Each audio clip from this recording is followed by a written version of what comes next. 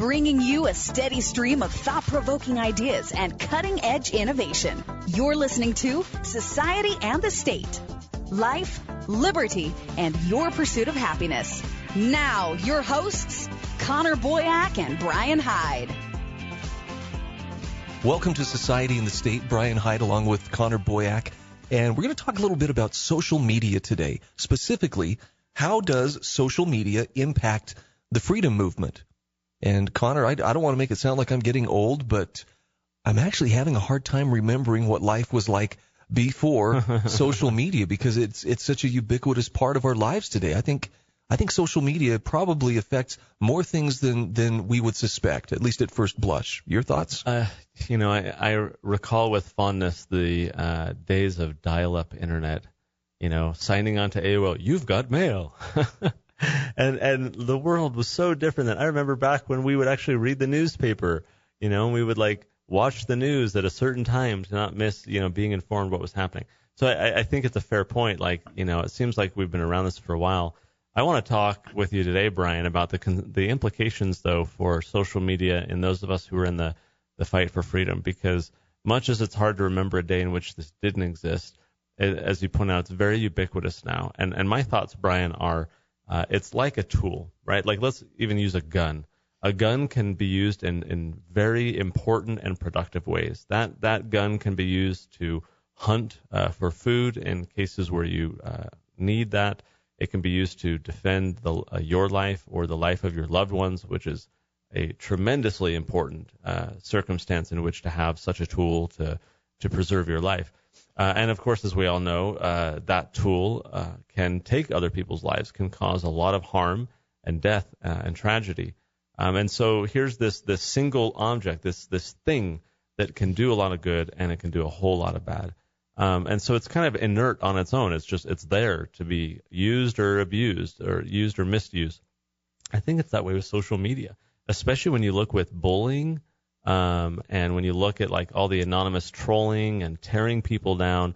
We're all very familiar, I think, with the many negative ways in which social media generally can be used. And I think the same applies to the freedom movement. You look at, the factionalization. Just a few weeks ago, I'm not a member, I've never been, but I kind of look from the sidelines to keep a pulse on what is happening in the Libertarian Party, and seeing the internal fractures of this minority group that you think would be kind of cohesively rallied around these very narrow set of principles, and yet especially online you're seeing this huge fracture and people tearing one another down, screenshotting one another's things to poke fun at them in this other Facebook group, and it really facilitates a lot of resentment and hostility and contention.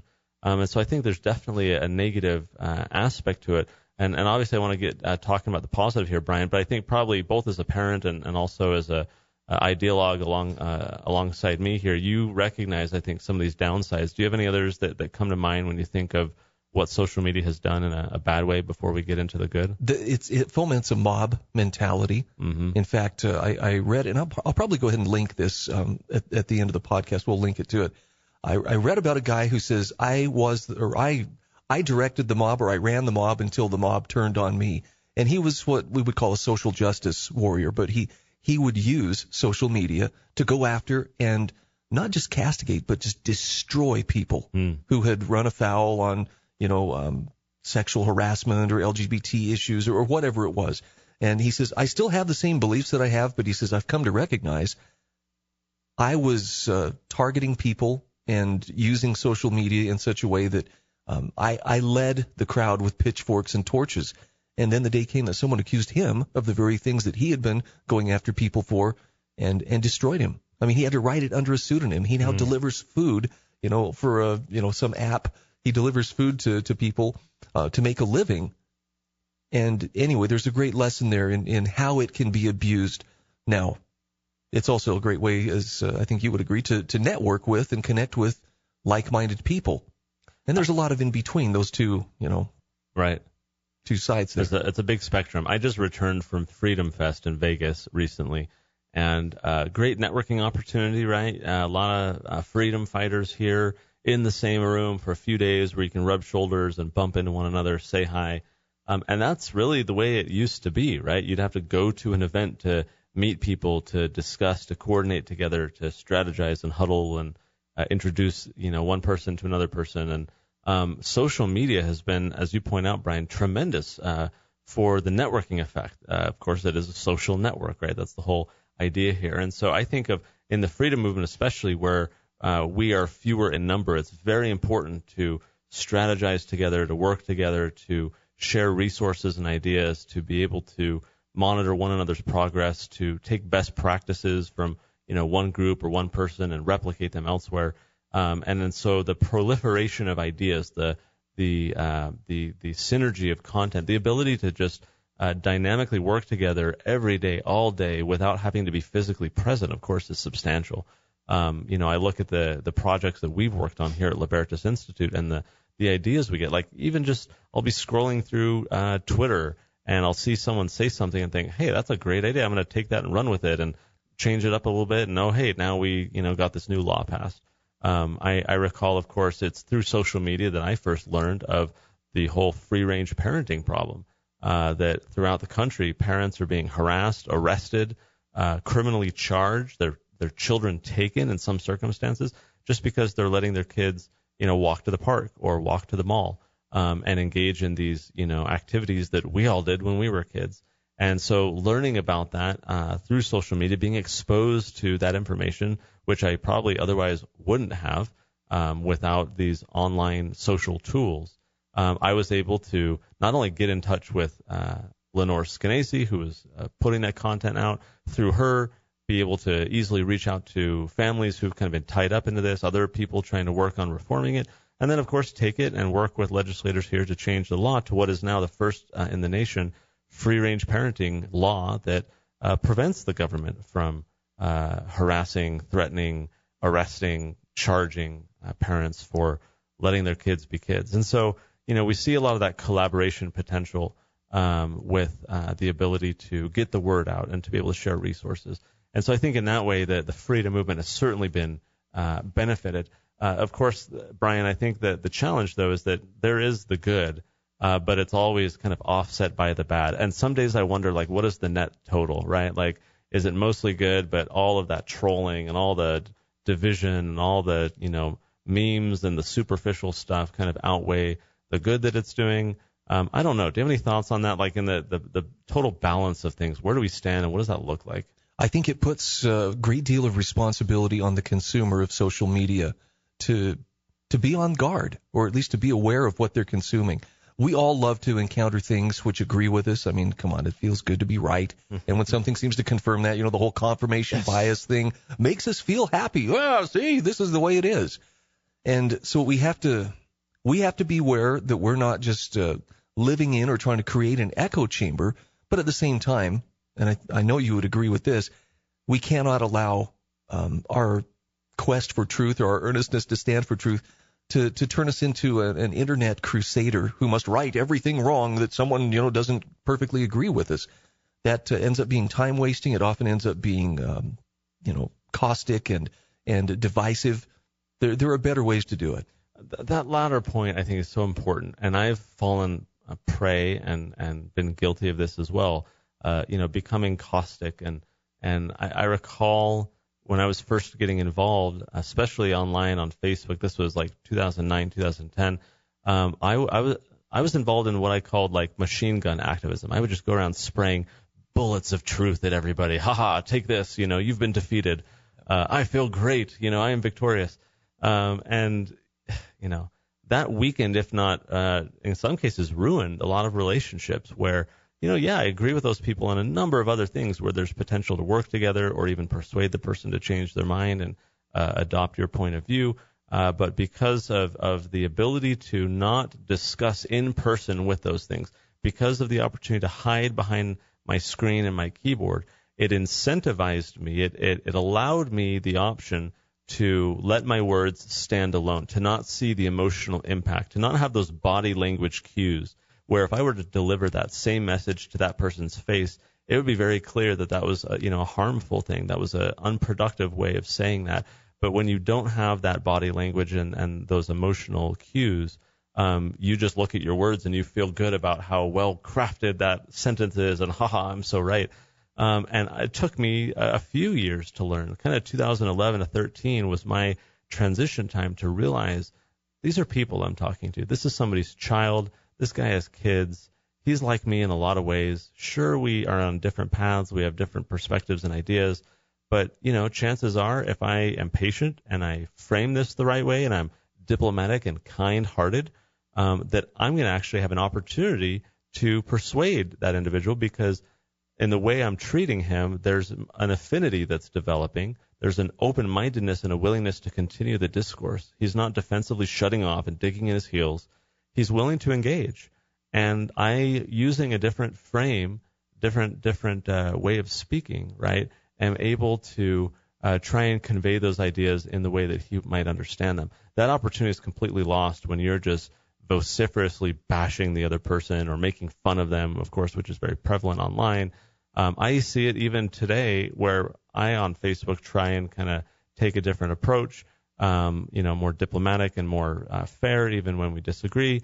I'm not perfect, right? I have my exceptions and stuff I get fired up about. But I'll see in the comment thread things can kind of fall to pot. I think generally it's okay. I think that folks that follow me at least can understand this different method. But you see that the quickness with which someone is willing to tear another person down, to assume the worst, to turn them into a caricature of their single Facebook comment and assume that they are, as stupid as they sound based on that one sentence.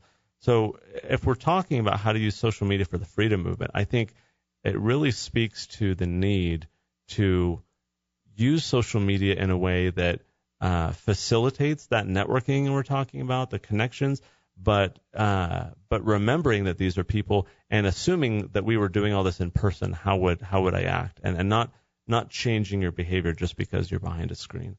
Argumentation in and of itself has never been a bad thing. In fact, it's been a huge part of how we have sought after truth throughout the history of humanity. Mm-hmm. Socrates, the Socratic method, asks questions and tries to lead people to discovering the truth on their own terms. But I'm afraid with social media, and this is just my experience, it's made us terrible arguers. In that we fall short in three areas: our words, our attitude, our tone.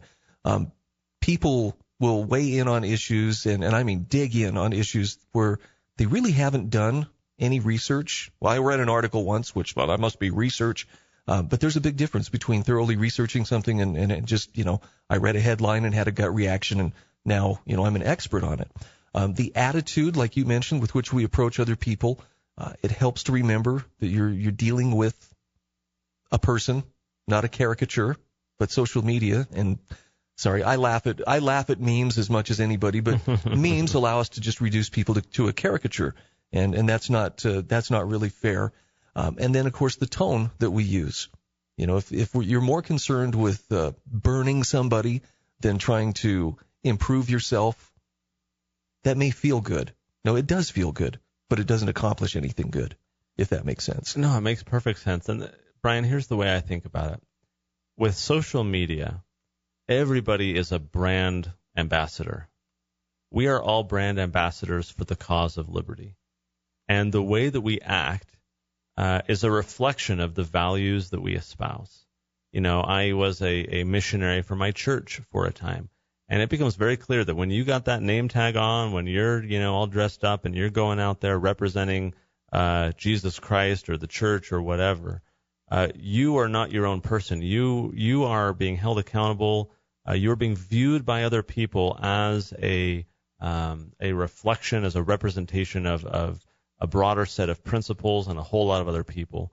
And so that's good internal motivation to make sure you're on good behavior, right? You don't want to let those people down. You don't want to be a negative representation of many other people and the values and the beliefs that they have. I think the same is true in a lot of ways for, the cause of freedom. We espouse a set of principles. We are involved in a, large though minority movement. And the way that we comport ourselves, the way that we explain our ideas, the way that we represent ourselves to others is, I think, in many cases a reflection of of who we are and what we believe. I remember one case when I was serving this mission. I had a gentleman that we were trying to, have a conversation with, and he flat out refused. And I asked why, and he says, I've seen some people from your church, and they're bad people, and if that's the type of people that your church produces, I don't want anything to do with it. And how unfortunate that was, because here someone who have a very sincere belief about these ideas, definitely wanted the opportunity to talk to people about them and share that. And here this person was closed off to the ideas because of the individual. And I think the same can be held true of social media. In fact, I've seen it. I've seen people comment and message me to the effect that, like, look, if libertarians, for example, behave that way and treat people that way, I want nothing to do with it, right? Because in their mind, perhaps conservatives or constitutionalists or whatever are better people and more kind and are family friendly or whatever. And so I think we have to be very careful. We are all brand ambassadors. We are all missionaries in the cause for freedom. And I think we need to keep that in mind when we're interacting with people online. I'm going to build on what you just said a little bit, because I had an opportunity recently to attend a little get-together in Vegas. It wasn't Freedom Fest, but it was just following on the heels of it. And one of the differentiations, there were a lot of people who spoke on freedom and spoke on, what it takes to maintain a free society. There's a difference between being a cheerleader and being a disciple. And I think cheerleaders for liberty, while it feels good to, rah, rah, rah, it's pretty superficial. But the disciple does what you're describing. They don't just say the words. And they don't just try to get people, riled up about it. Mm-hmm. They walk the walk. It's a part of who they are. It's a part of how they live their lives, not just, what they say or what they think. And I think, discipline. Disciple is the root of discipline. Mm. We need to be disciplined in how we govern ourselves, how we go out and contend. And I'm going to sing some praise here for social media. In some ways, the technology has made it easier than ever to bypass some of the traditional gatekeepers of approved opinion, as Tom Woods would put it. You can put a live video on Facebook and get a lot of information out in a matter of a few minutes, just through networking, through the right people. Yep. And there's a lot of sunlight that has been shown, particularly on government misdeeds and so forth, and instantly so, thanks to social media. So used wisely, it's like a surgeon's scalpel. It can do great things. Absolutely. Guys, we're going to wrap it up there. Thanks for sticking around listening to Society and the State. We will catch you on the next episode, a very important one. So make sure you're subscribed, share the link with others, societyandthestate.com. We'll see you then. Thanks for listening to Society and the State. For show notes, archives, and more great content, visit societyandthestate.com.